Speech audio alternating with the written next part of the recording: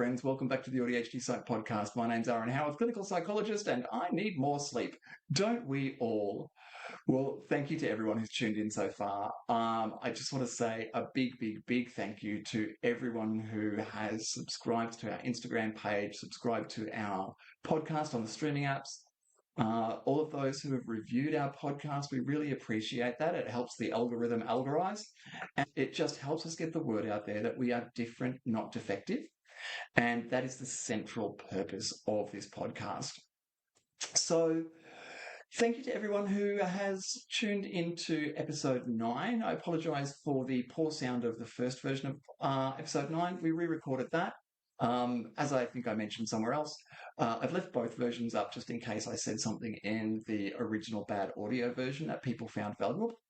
But if you are sensitive to dreadful sound, please just listen to the one that's labelled episode 9 and ignore the archived version.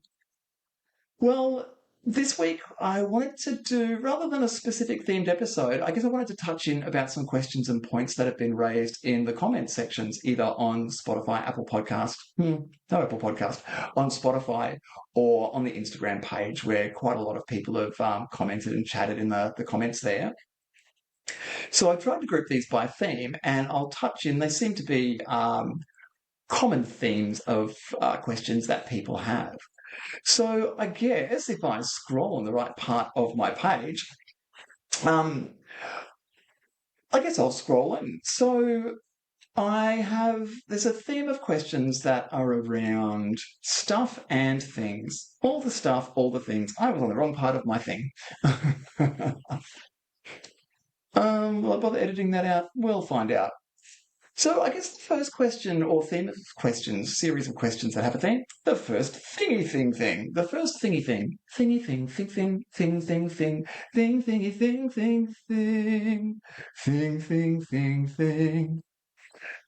thing. So the first group of questions have a theme that centers on autism versus diagnosis. And I'm going to mispronounce this, I have absolutely no doubt. But a comment, everybody diagnosed with autism spectrum disorder is also autistic, but not everybody autistic is diagnosed with autism spectrum disorder.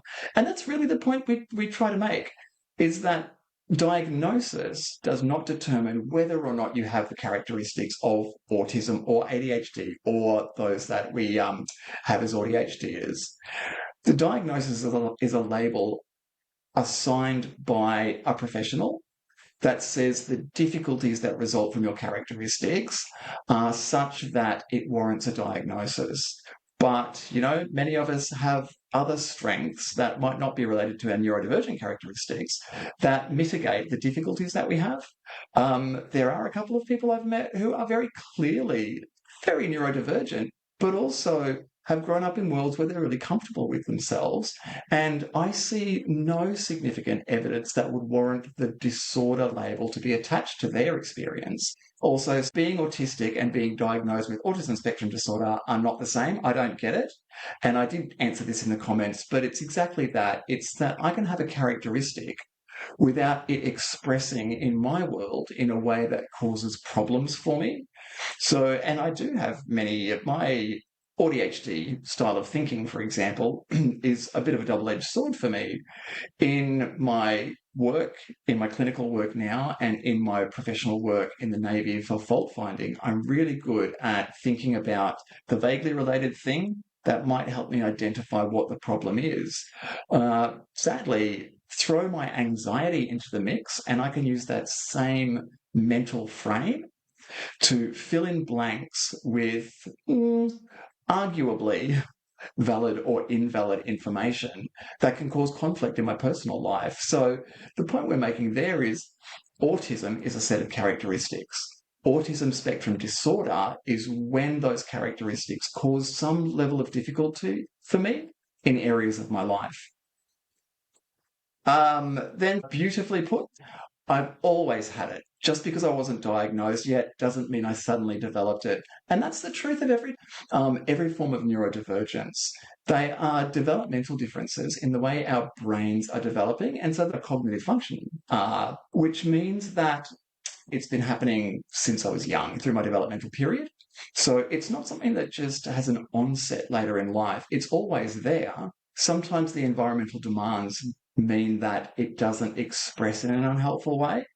And then sometimes the environmental demands, say going to university, when I've been able to cope with high school with ADHD most of my life, get to university, extra freedom, extra need for organisation, suddenly my ADHD characteristics are on full display and I'm assigned the disorder or the deficit label.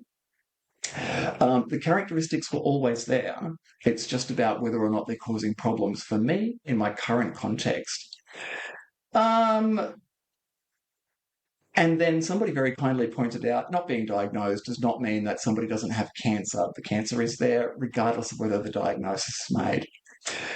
And finally, that's why it's frustrating that you're only able to get a diagnosis if your autism is interfering with your life to the point where it becomes unmanageable. And I don't want to speak for somebody else, but I think what is referring to there is identification or a sanctioned professional identification of your autistic characteristics. And this is the very reason that I'm so pro self-identification, because if I have the characteristics, and I know that other people in my family have the characteristics because neurodivergence runs in families, then why do I need to have disorder to be able to say I have autistic or ADHD or AuDHD characteristics? The diagnosis doesn't make that so. Who we are makes that so. Pardon me. So, though the comment there was about diagnosis, I think what the comment did mean was about identification in a formal sense. Any other little points that are worthwhile in there? I guess the central point there is about autism, ADHD, AuDHD, learning differences.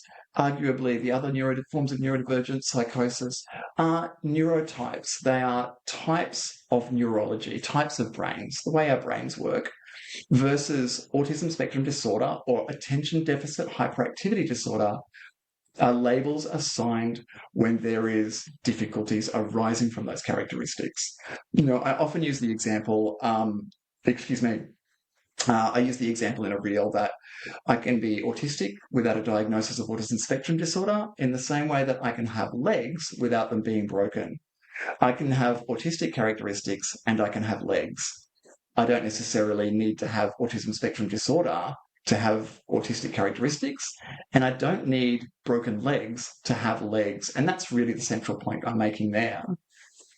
Why autistic people can be undiagnosed is a bit of a theme. And that is because of the requirement of impairment, but also the capacity to mask. If, as I said in the last episode, if I have high intellect, above average intellect, I'm more likely to develop strategies to compensate for the difficulties that I might have in certain contexts. And if that's the case, I might not have obvious social difficulties or communication difficulties, but I'm probably, not always, but probably going to have a lot higher stress because I'm putting so much more cognitive energy, mental energy, into managing what would otherwise be difficulties. But also, if I've just got good supports around me, if I come from a multi-generational, aware, neurodivergent family, autistic, ADHD, learning differences, AuDHD, and my great-grandparents recognised that they were different, and they worked out a couple of strategies. Maybe for ADHD, they learnt, like my own mum did, to set the clocks 10 or 15 minutes fast, so that when my clock said I'm running a bit late, I'm actually running on time. And then my great-grandparents, their children, they came up with, another strategy. If I have an impulse to do something, I count to 10. And so they just did that naturally. That was passed down in family law. And I learned, put my clocks forward, and when I'm becoming overwhelmed, count down from 10, can calm down. Then I'm managing that emotional ability that we talk about. Then I'm managing perhaps my meltdowns. And then their children, my grandparents, maybe they learnt that, I don't know. Maybe they learnt that if you don't communicate in the same way as other people, that you need to be really direct, but also because other people don't understand our communication style, they always said to be really direct and preface it with, hey, I don't speak the same way that you do, so don't take offence. and they manage some of that social and communication difference that way. And then it comes down to me, and I have this coming in for all of the characteristics of my family's neurodivergence. And so I just live a life where these things are implicit, they're not stressful, I'm not judged for having these characteristics. So I don't end up with anxiety, depression. I don't end up with safety-related concerns. I might not even end up with the label autism spectrum disorder, AuDHD, ADHD, because it's just implicit in the way that I was raised and the people around me model these different strategies, that I manage what other people might experience as difficulties. Now, that's not to say that one family is better than any other. Some people notice how to manage these things. Some people have a lot of self-awareness. Other people don't. And that arguably can be characterological and cultural. And that really is just luck of the draw. So scrolling into my next round was self-diagnosis versus formal diagnosis and the privilege required.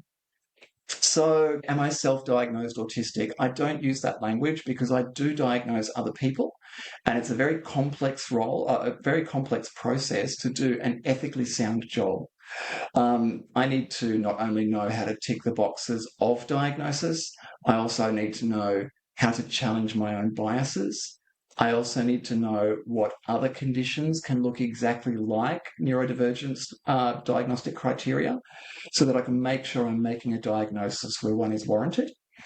The reason I use self-identified is because I haven't diagnosed myself because I haven't done all the psychometric measures and things like that I would do for a client.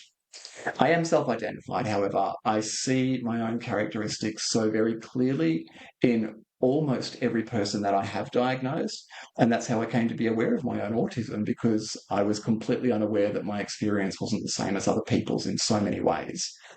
So, no, I'm not self-diagnosed. I'm self-identified autistic. And I was formally diagnosed with ADHD by a psychiatrist 4 or 5 years ago, 3 or 4 years ago. Oh, you do the math. So, who says, no, you can't be autistic without a diagnosis. Autism is a diagnosis, otherwise you're delulu. Well, I don't share that point of view, and you're welcome to have the point of view that you do. A diagnosis necessarily requires difficulties. I think anyone who does have a diagnosis will probably be able to say that the difficulties that have led to a diagnosis are not universal. I might become non-verbal in social settings where I don't know people, but I'm not non-verbal all the way across the board. That's not a global thing. If I'm with people that I trust, maybe my intimate partner, my family, my close friends, I'm not non-verbal. That is a characteristic we see, and that can be that can demonstrate the difficulties that yield a diagnosis of autism, for example. However, those difficulties aren't global, and if they're not global, that tells me that they're not actually characterological. They're not central to the characteristics. They're an interaction between our characteristics and the environment. And if that's the case, then you can be autistic without a diagnosis of autism spectrum disorder. And as somebody who does diagnose, I can very comfortably say with confidence that you can be autistic without a diagnosis of autism spectrum disorder. The two things are quite different. The next comment I have is from You Spoony Bard. Oh, You Spoony Bard. Identifying as autistic based exclusively on self-diagnosis makes a mockery of what people like me actually endure. I don't share that point of view. I don't think that identifying my own characteristics mocks anybody. And I think that's part of an unfortunate perspective that we have in some parts of the community, where we confuse the difficulties that can be related to our neurotype with our neurotype. So if I was to give another example, I failed year 12 twice because I'm tenacious, and I thought I'll be fine this time. I still don't know how to study. Now, that doesn't mean that ADHD means I'm an academic failure, which is the implication of autism can't exist without a diagnosis and disorder, because I'm now partway through a PhD. I've completed 6 years of study, to complete a master's program and become a psychologist. So that tells me it's very clear that I was always smart enough to pass year 12. I just didn't have the skills required because the standard schooling system doesn't teach ADHDers how to anchor their attention on topics that don't seem interesting. So the disorder there was my failure of year 12 twice.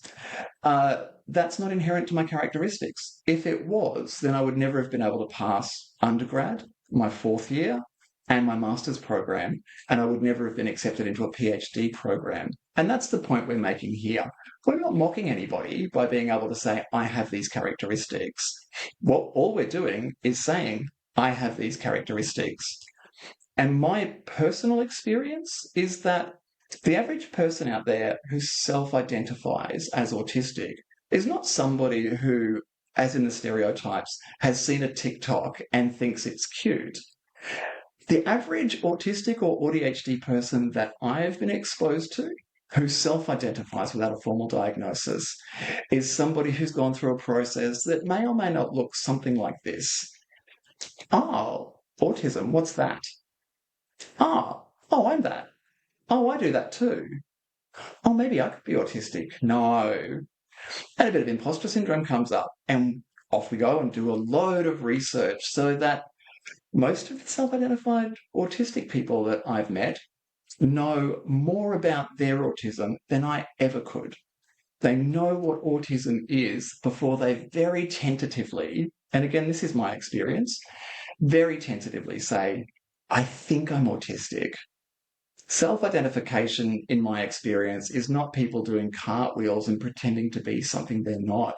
It's people who recognise their own characteristics now that we're finally getting neurodivergence out into the sunlight.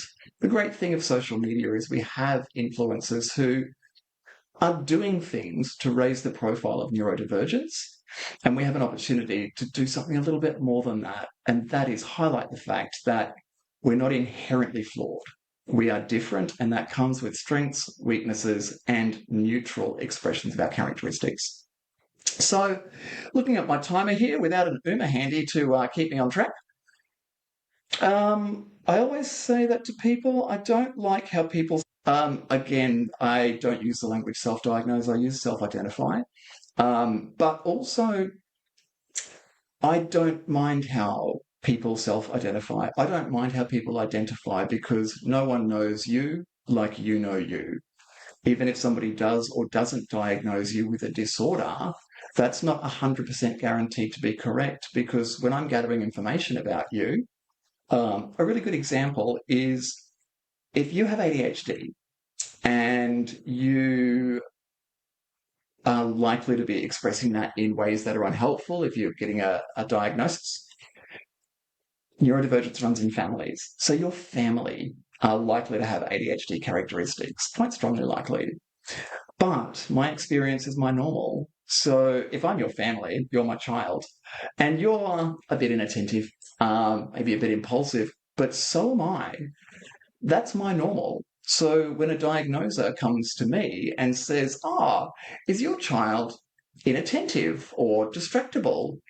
You think to yourself, or I think to myself, no, they're just like me. No more than anybody else. They don't meet that diagnostic criteria. But if we've got the neighbour's parent in to answer that same question, and they don't have those same characteristics, it's very likely that that diagnostic criteria would have been met. So even a formal diagnosis isn't a perfect system, as nothing created by humans is. And it's important to bear that in mind.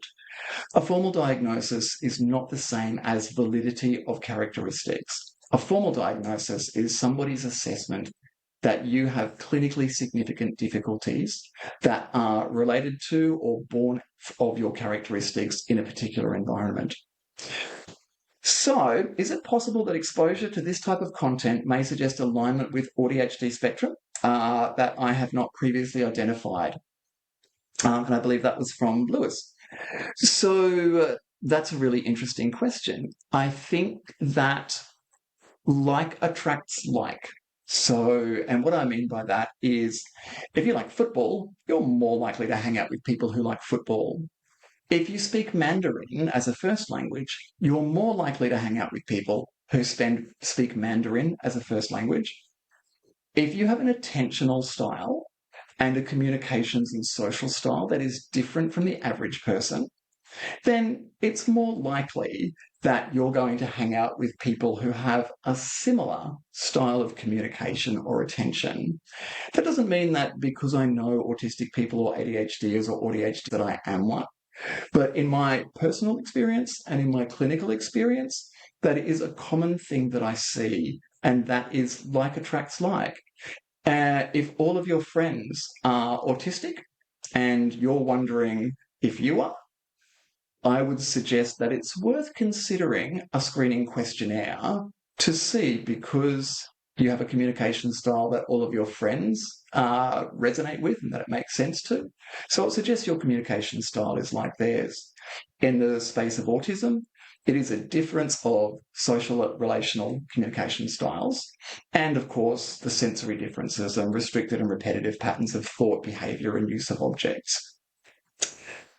In terms of ADHD, same thing. If I'm really, really impulsive, I'm going to be attracted to other people that are really, really impulsive.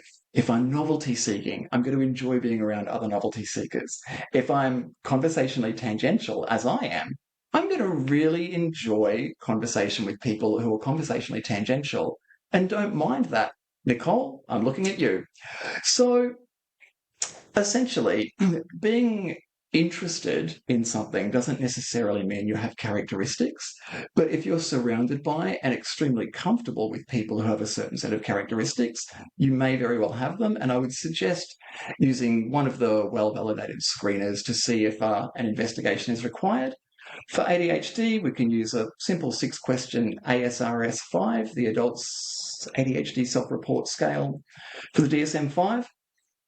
For autism, the AQ, the Autism Spectrum Quotient, there is a 50-question version and a 10-question version, and they're reasonably reliable in identifying many people who have characteristics and reasonably reliable in excluding many people who don't. Again, they can't be perfect, so they're not, but they're a good indicator. What's our next question here? Somebody commented privilege is a keyword here, I think in response to the fact that I'd made the comment about the distinction between autism and autism spectrum disorder, and disorder is not required for autism. I'd made the comment that there's privilege involved in having a diagnosis. The privilege of knowing what autism is to even seek a diagnosis, to having a clinician who understands what autism is and can assess and make the diagnosis available to you. And then in many parts of the world, having the significant financial resources and resources more broadly to be able to attend a diagnostic assessment and pay for that to get the diagnosis. So if I, as I did, grew up in a commission house, as a young person, we might not have had the money to be able to afford for me to have a diagnosis. So again, I stand by one doesn't need a diagnosis to be autistic or to be an ADHD or an AuDHD or to learn differently. Comments about my stance on self-identification versus clinical diagnosis. I actually already touched on that. Self-identification can be validating and a step towards care. Noticing what my characteristics are, as many people who self-identify do, can one be normalizing. It can be a way of recognizing that actually these difficulties that I have aren't me not trying hard enough, aren't me being lazy, aren't me being too rigid, or aren't me being too OCD. It actually is just the way my brain works. There's some safety or joy in some of my stims, whatever the characteristics are. If I recognize what I am, diagnosis or not, I can feel normal. I can feel human. I can feel not other. And strolling along. So my next round of questions were benefits and limits of diagnosis in adulthood. This is a really broad question, but me personally, diagnosis and self-identification as a middle-aged human. I'm 51 years old. I was diagnosed at 47 with ADHD. I recognised at around 49 that I'm autistic. What is that to me? What are the benefits of that? the benefit of that is I now understand so much difficulty that I had when I was younger. And I think so many of us do. We're able to reframe the experiences that we had and say to ourselves, I thought I was a terrible person for that thing. But actually, what it was is I literally speak a different dialect to everybody else when it comes to social and communication styles. And that's how I describe autism, social differences and communication differences. We all speak the same language, just neurodivergent people speak a different dialect. The same basics are there, but you might misperceive my lack of joyful facial expression when you walk in the room as me somehow implying something about you, when really it's just, I see you walk in the room, my face doesn't need to respond. I mean, my face does because all the movement, but nonetheless. So, and that was a question, how does diagnosis have benefits for a middle-aged adult? In terms of autism, if you're comfortable with your characteristics and you have access to a clinician who also understands the characteristics of autism, whether you have a diagnosis or not, we can use the same interventions, whether or not you have a piece of paper saying you're autistic, because your difficulties will be the same as somebody with a diagnosis. So I literally have said to people who have come to me for a diagnosis of autism, what's the point? And by that, I genuinely mean, what's the benefit? Because it's a costly process here in Australia. And if you're going to shell out thousands of dollars for a diagnosis and it's not going to facilitate funding for supports for you, or it's not going to give you a level of insight that you believe is worth the money that you're spending, then I would say it's not really worth getting a diagnosis if you're comfortable self-identifying. If you're not, and there are many of us that our imposter syndrome is strong and we feel that we need the validation of a clinician. I'm sorry, that was my timer going off. That we need the validation of a clinician for us to be able to say that we're autistic and identify with that label.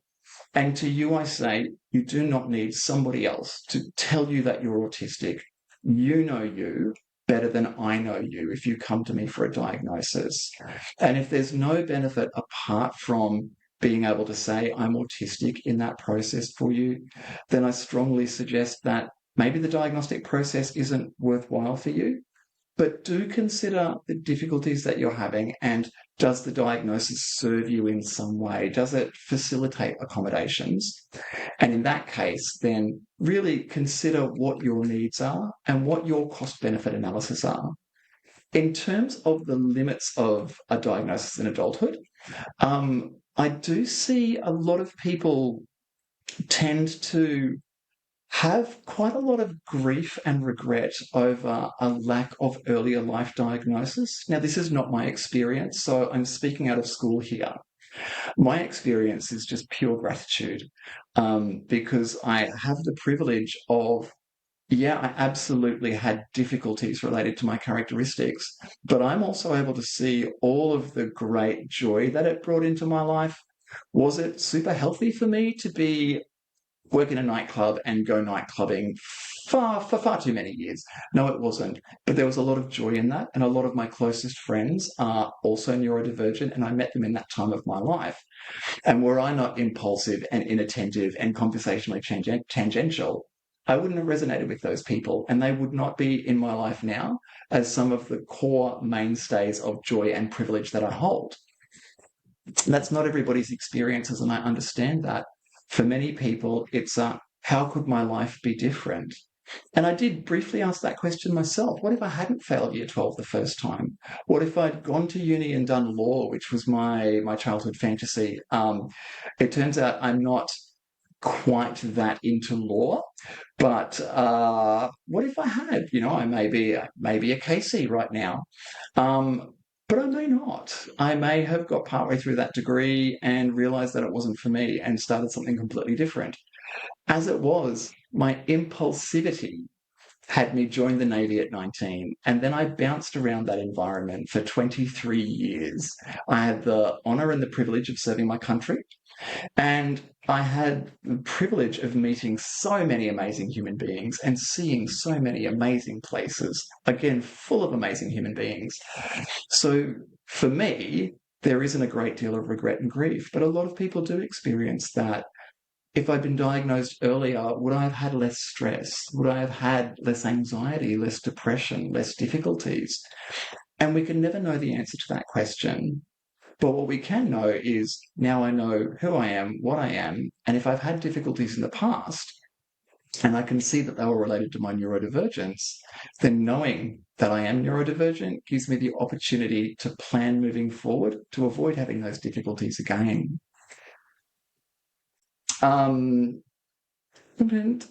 I internalize everything. Now I am working on getting my autism diagnosis. It's been a long journey. And I guess I kind of touched on this a moment ago, and it is a long journey for many people to go through the diagnostic process. And as somebody who diagnoses and a clinician, I want to acknowledge that. We need a lot of information to be able to confidently say, yes, you are diagnosed with autism spectrum disorder. And I then write at the bottom of that paragraph, because I was trained by somebody who indicated to me how important that was. And if you guys can hear, a very naggy cat is behind me. I always include underneath my diagnosis, and I don't include it if it's not true, but if it is, and it usually is, my confidence in this diagnosis is high. That's because I collect a significant amount of information, and it takes quite a long time to do that. I take your information that you give me. I take the cat headbutting my hand. I take your parents or your family members or your partner's information that they give me. I ask you and informants to complete standardized psychometric measures that link into ADHD, for example. There's a lot involved. So the process is long. And if you don't have, it's particularly if you're an AuDHDer, because we have presentations that aren't consistent with typical ADHD and typical autism. Nobody exists exclusively in one discrete group there. We will all have characteristics that are scattered all over the place. Often dominant in, say, autism or ADHD or perhaps learning difference. We'll all have a sprinkle of cognitive characteristics that relate to other things also. If I'm being diagnosed by a clinician who doesn't understand that difference in presentation of an AuDHDer and my impulsivity and inattention versus an ADHDer, or my cognitive rigidity and how that is expressed compared to the way it's expressed by an autistic person in their life, I might be missed. It might be a really long process, or the clinician might need to get more and more information so that they can confidently say that they can diagnose you with that particular condition. Now, I have talked for over half an hour today, so I'm going to quickly scroll down and see if there was anything much more. Oh, okay, there was about the misdiagnosis and overlapping conditions and life stage. So miss and missed diagnosis, overlapping conditions, and life stage are really important, and they all intersect. I touched in last episode, I think, or the episode prior, about the miss or misdiagnosis that can often come from borderline personality. Borderline personality is a set of difficulties that are specifically underpinned by impulsivity and social differences. There's some black and white thinking involved there, idealization, devaluation of people. But when you overlay that on the diagnostic criteria for ADHD and autism, you can see how it can very easily be a presentation that comes of AuDHD characteristics and interpersonal trauma or stresses. When we look at, I think the other example I gave was OCD. If somebody doesn't have a strong understanding of autistic stims or neurodivergent stims, a lot of our stims can look a lot like OCD compulsions. If I'm doing something and it brings my anxiety down, that can be read through the lens of I have an obsession, a thought that makes me anxious, and I do this repetitive behavior that reduces that anxiety. That sounds like an OCD compulsion. But actually, my eyebrows is the example I often use. I stim with my eyebrows. Those of you on video, I was just doing it for you. My eyebrows like to dance. Day to day, there's no real value in that. It just feels nice to me to do that. However, the more stressed or tired I become, the more I do it and the more pronounced it becomes. So it's moving more into that stress relief kind of space. Whereas day to day, it's kind of like when I had hair, twirling my hair around my finger. It's something that has no apparent value, but just feels good or right or egosyntonic to do. So, there's also somebody very kindly shared on Instagram how it goes in the other direction as well. The people around them are autistic, ADHD, or AuDHD, and their diagnoses are borderline and complex traumatic stress disorder. And that's their experience and their situation. So that's a really valid point that um, borderline doesn't only exist in the context that I've presented that it may exist in, an AuDHD presentation with chronic or early life interpersonal trauma, but it can also exist exclusive of neurodivergence also. And quite a few people commented that they either believe that they had been or had been diagnosed earlier in life with borderline and later been diagnosed with AuDHD or neurodivergence. A couple of people commented about their experience in perimenopause. I won't speak too deeply into that because I don't have a significant knowledge base there. But what I can say is we do know that that really impacts on our ADHD characteristics and how they express and can really impact on those attentional differences. So the period in life that I'm in, and also, and I touched on this with, family history, the management strategies that I've been able to develop across my life can change how my characteristics present also, for better or for worse.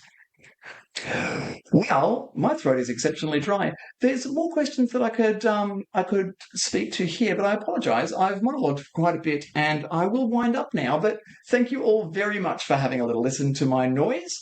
I really appreciate it. And one more time, if you have a chance, please like us, follow us, and subscribe us on social media, Instagram, or on your streaming platform. If you have a couple of moments spare and you enjoy what we do, please give us a rating on the streaming platforms because it helps get the word out there. And finally, thank you so much for tuning in. We really appreciate it. And I just want to clock on my little ego wall that we're about to click over 5,000 followers on Instagram, which is unbelievable to me. And we've just clicked over on Buzzsprout, who hosts our podcast, over 5,000 downloads on there. So thank you, thank you, thank you, thank you, thank you. I cannot say it enough, and I truly appreciate all of your support. All right, friends, you take care. We'll see you next time. And we are different, not disordered. Take care.